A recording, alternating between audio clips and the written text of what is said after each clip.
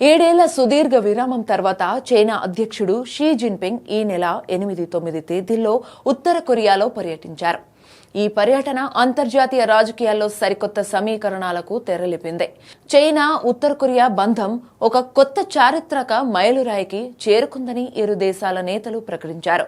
రాజకీయ, ఆర్థిక, సాంస్కృతిక రంగాలలో పరస్పర సహకారాన్ని మరింత విస్తరించుకోవాలని ప్యాంగ్యాంగ్ సదస్సులో అంగీకారం కుదిరింది. అలాగే అమెరికా వంటి శక్తుల ఆధిపత్యాన్ని, ఏకపక్ష ఆంక్షలను ఉమ్మడిగా ఎదుర్కొంటామని ఇరు దేశాలు ప్రకటించాయి. ఈ పరిణామం అమెరికాకు వ్యూహాత్మక ఇబ్బందులు తెచ్చే అవకాశం ఉంది. ముఖ్యంగా కిమ్ జోంగ్ ఉన్ అణు కార్యక్రమం మరింత బలోపేతం కావచ్చు.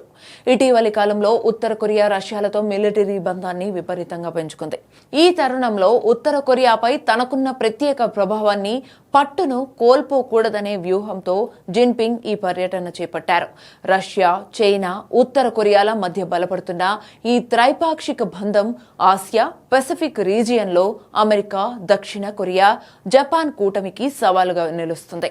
ప్రెసిడెంట్ ట్రంప్ ఉత్తర కొరియాతో తిరిగి దౌత్య సంబంధాలు ప్రారంభించాలని ఆశించినప్పటికీ కిమ్ వెనుక చైనా బలంగా నిలబడటం వల్ల అమెరికా బార్గెనింగ్ పవర్ తగ్గుతోంది.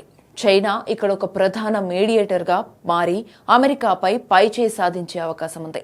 అలాగే ఉత్తర కొరియాకు చైనా నుంచి ఆర్థిక, వ్యాపార మద్దతు పెరిగితే అమెరికా విధించిన ఆంక్షలు నిర్వీర్యమవుతాయి. ఇదే సమయంలో కిమ్ అణు కార్యక్రమం మరింత వేగవంతమవుతుంది. చైనా మద్దతు ఇవ్వకపోయినా కిమ్ అణు కార్యక్రమం వేగవంతం కావడానికి షీ పర్యటన పరోక్షంగా దోహదపడుతుంది. గతంలో ఉత్తర కొరియా అణు పరీక్షలను చైనా బహిరంగంగానే వ్యతిరేకించింది.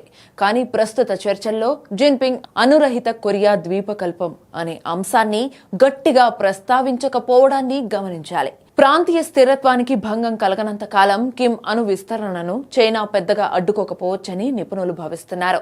ఇక రాబోయే 5 ఏళ్లలో మిస్సైల్ ఉత్పత్తిని 2.5 రెట్లు పెంచుతామని, అణు సామర్థ్యాన్ని విపరీతంగా విస్తరిస్తామని కిమ్ ప్రకటించారు.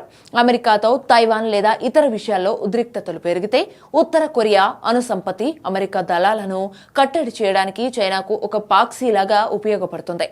ఏది ఏమైనా షిన్ జిన్పింగ్ పర్యటన కిమ్ జోంగ్ ఉన్కు అంతర్జాతీయంగా భారీ దౌత్యపరమైన గుర్తింపును ఇచ్చింది.